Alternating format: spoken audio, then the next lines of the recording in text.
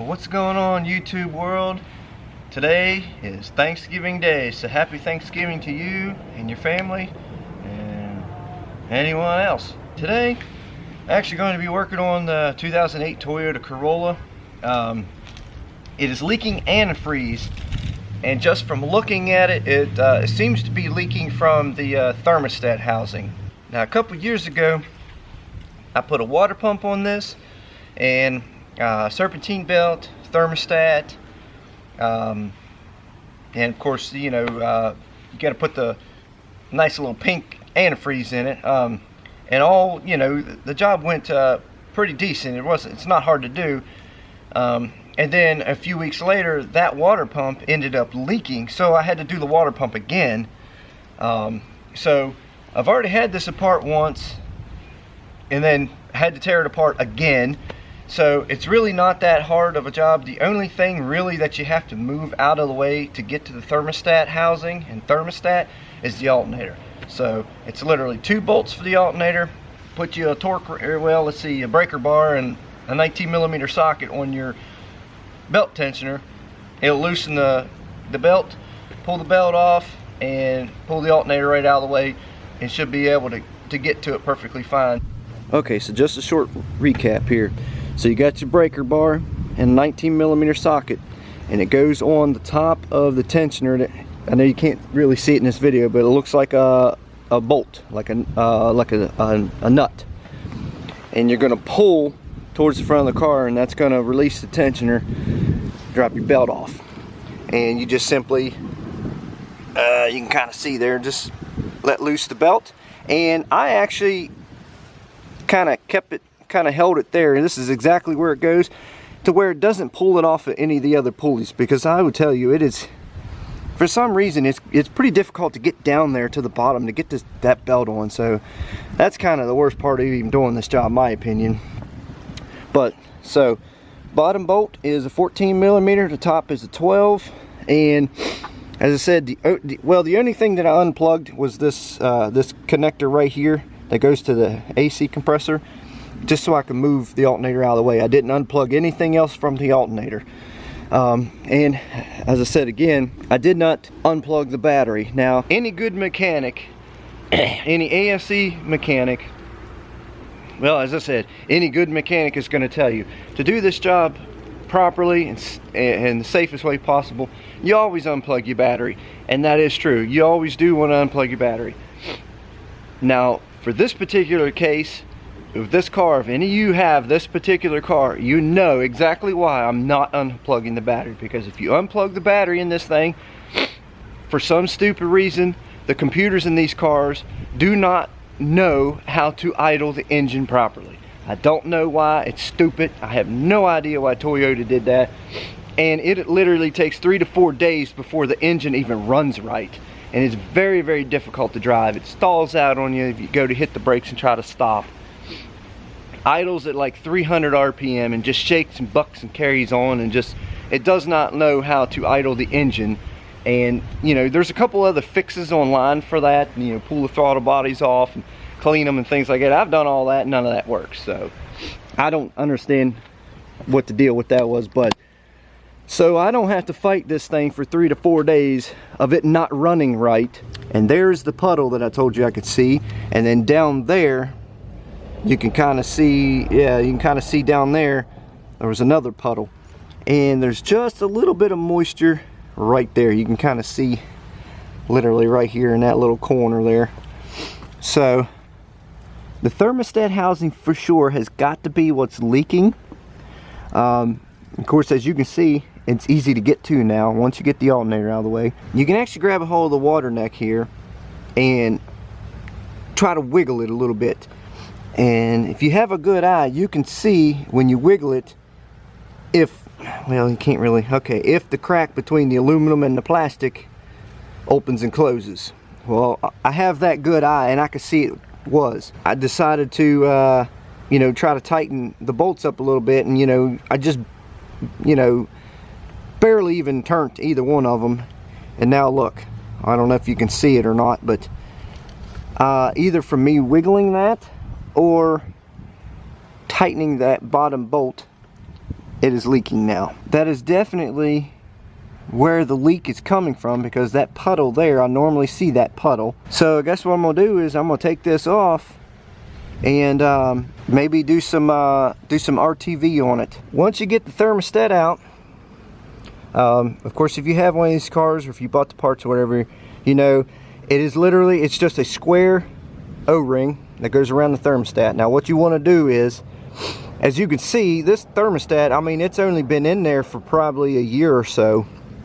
I mean, it's still like brand new. There's absolutely no reason why I can't seal this up with a little bit of RTV. Now the reason why I'm doing this particular way and not replacing this and the housing and all that is because this is something that I have been able to do many times in my life and have been successful at it. Yep, there goes the fire truck. If you RTV things properly and don't overdo it, you can seal up even old gaskets that aren't even in great shape. Well, this one's obviously in excellent condition. There's nothing wrong with it. So what you want to do is you want to dry it off real good, even on the inside. And the same thing with this, you know. It's basically, I mean, you can see, I mean, the thing is, it's still brand new. And of course it works, you know. I had no heating issues or anything like that. And now, of course, once you pull your thermostat out, you know, you want to be careful, because that's when it's going to gush out the most antifreeze on you. And of course, in the beginning, as you take the bolts off, the two nuts off for the housing, if you leave your cap on, it won't drain all as much. It drains a good bit, but not as much. But so I got a rag stuffed in the hole now to try to soak up everything that will end up coming forward as I'm trying to reseal the O-ring in there.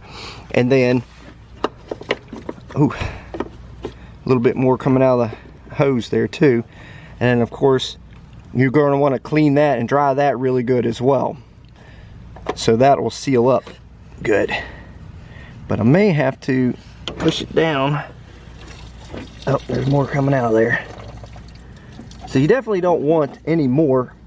You know, once you get your RTV on there, you definitely don't want any more antifreeze rolling out on it until you're ready to put it together.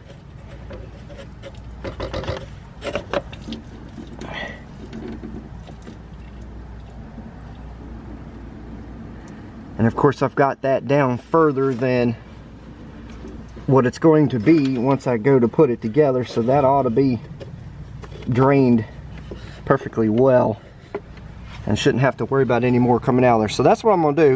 I'm going to clean that up real good. I'll probably use some, you can actually probably use some carb cleaner or something, because that dries up antifreeze pretty decent. And I'm going to do the same thing with that. I'm not going to spray carb cleaner inside there, of course. I'm just going to spray it on a rag and clean where the O-ring sets and all that.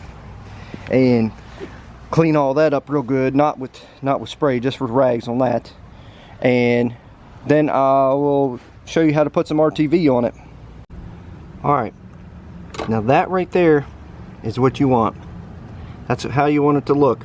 You want it to be completely dry and nice and clean where the gasket sits, and also this surface right here where the thermostat housing goes against it.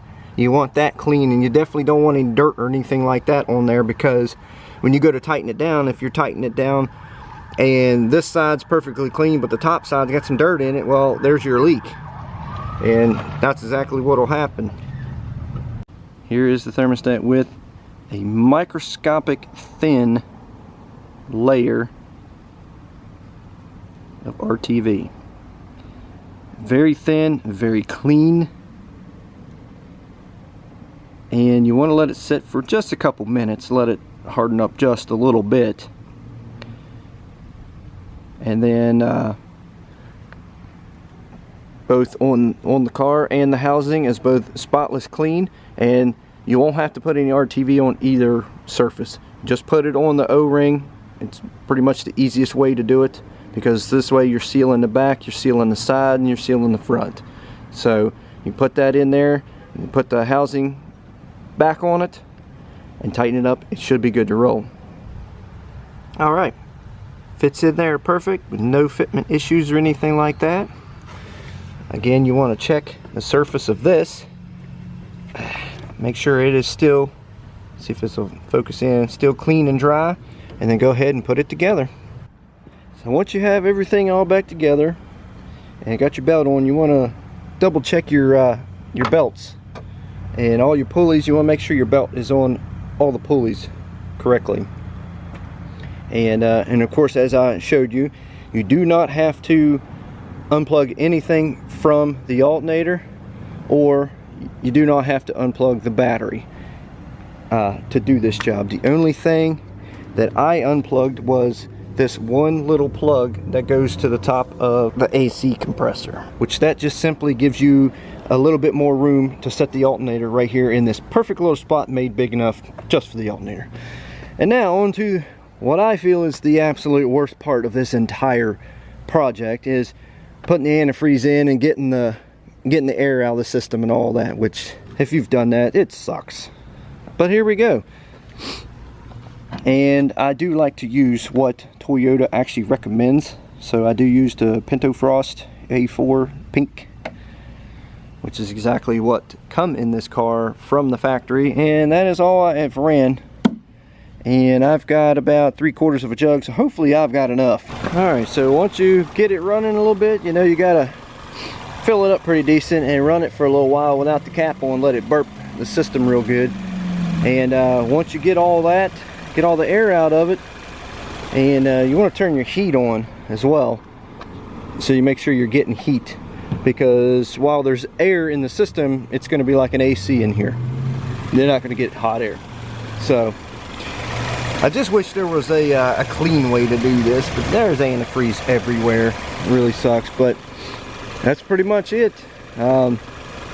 Pretty much got all the air out of the system. I got some hot air going. The thermostat has open. The temperature is fine, and it should be good. All right, I want to thank everyone for watching. Hope this video helped. If it does, well, definitely drop some comments. Let me know.